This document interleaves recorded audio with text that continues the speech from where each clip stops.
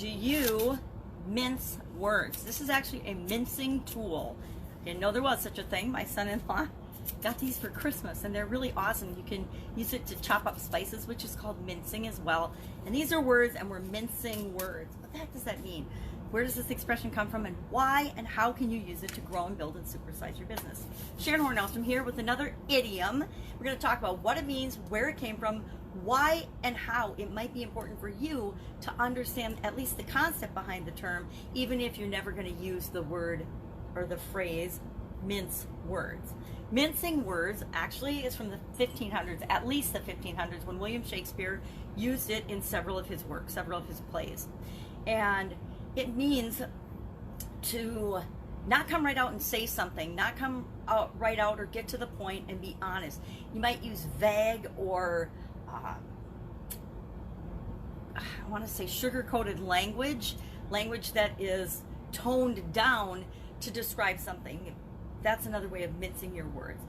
Sometimes it might be that you're mincing your words or toning down or being vague in your language to not hurt someone's feelings, right? And that's a good thing. We don't want to unnecessarily hurt people's feelings, but if they're not getting the message because you're not communicating clearly, that can be a problem.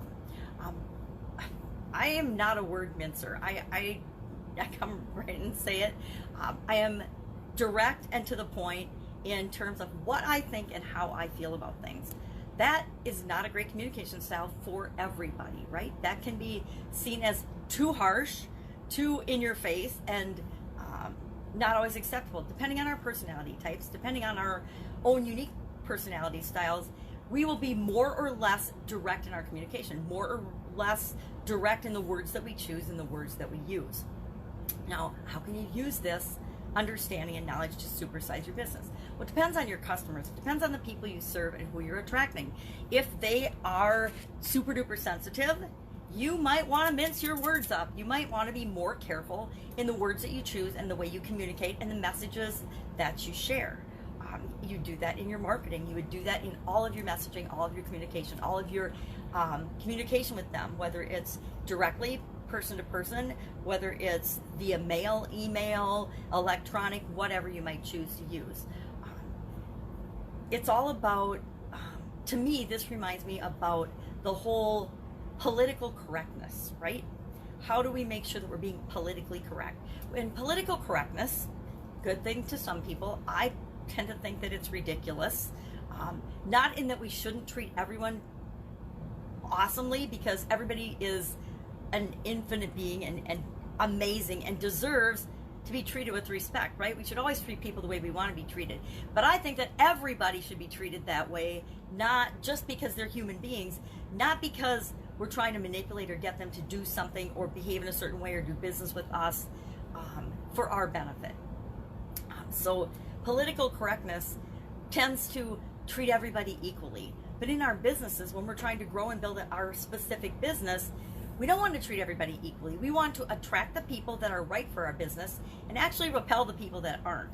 And the way we communicate, some people mincing words and sugarcoating will attract the people we want.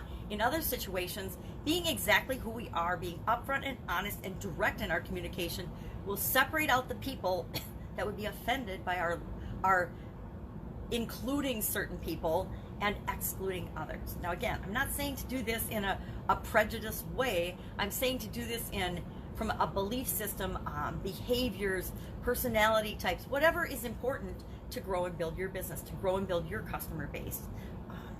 Feedback is another hotbed of word mincing, right? I can't think of any situation where I have heard more word mincing than through my divorce, dealings with my ex-husband as we went through the divorce process. And actually, it's really here, this is interesting. My ex-husband and I have exactly opposite communication styles. He is a total word mincer and beats around the bush and sugarcoats things and talks, and literally he talks in circles. And you can't interrupt that circle ever, or he has to go back to the beginning and start over talking in the whole circle. So I've been involved in more circular conversations in my life than I would ever have imagined. I, on the other hand, am a, hey, this is what I see, this is what I think, this is what I feel, these are the options I've looked at, and this is what I'm going to do kind of communicator. And so polar opposites. And if you ask me a question in the middle, no problem, I pick right back up and we keep going. So a lot of times people just have different communication styles, and you have to be aware of who they are and treat them the way they would want to be treated, right?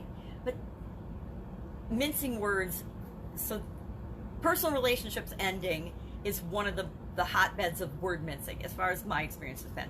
The other one is when people are being let go from a job or fired or laid off or whatever. I've been involved in several of those situations, and it got to the point where it's just kind of interesting to sit back and observe the situation as if and not take it personally, and then just watch and listen for the cliches and the things that people say and the mincing of the words to get around, and the beating around the bush to get to the point of, oh hey, yeah, by the way, you don't work here anymore, we're letting you go.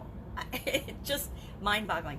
Feedback in organizations or feedback in just regular relationships is another example of where people mince words. And a lot of times they mince words to not hurt people's feelings, right? Which is always a good thing. But if you're mincing words and not giving a clear message to people of what your expectations are, then that's not a good thing. So how do we use word mincing to supersize our business? We use it to match the communication style that our consumers, our ideal customers, expect to the way we communicate with them. We use it to, in our feedback in a positive way, to focus on what people are doing right and to want to see more of and less of what we don't want to see. So we are clear and direct on the things we don't want to see, and clear and direct on the things we do want to see.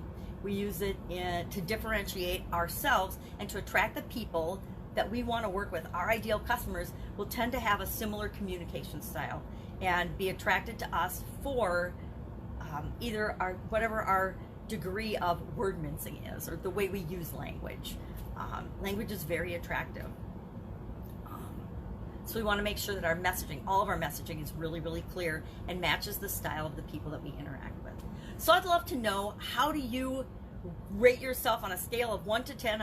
Of 1 is like no mincing, and you're pretty straightforward and direct, to 10. 10 is you speak very vaguely, you're very politically correct, you are always super duper conscientious about the words that you choose and say. You're very very specific about your language. So how often do you mince words? Or no, that would be just the opposite. You're very vague and unclear about your message. Can't even get my scale right. That's it. Go out, have an awesome day. It's Saturday, so I'm going to cut myself some slack. And I will, of course, be with you tomorrow. If you have any questions, or if there is a saying that you would like me to look into, this is just a fun project for me. I would love to do that. I would love to know if there's an idiom that you want to know more about, the origin, where did it come from. And this is all just my perspective, right? My thinking about these idioms. I'm learning right along with everybody else, because there's some that I've never heard of, and there's some that I've been experiencing my entire life. That's it. Have an awesome day, and I will, of course, see you tomorrow. Bye.